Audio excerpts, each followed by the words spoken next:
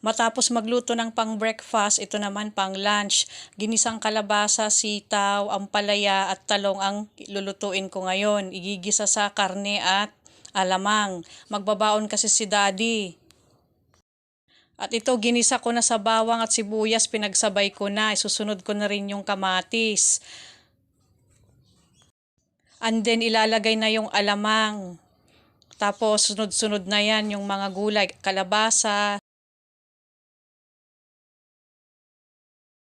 sitaw, ampalaya, talong. And then, hahalu-haluin, lalagyan ng pampalasa, pork cubes.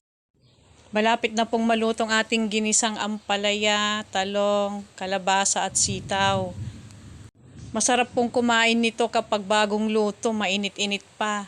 At ito na po, luto na po ang ating gulay. Kain na po tayo. Maraming salamat po sa panonood.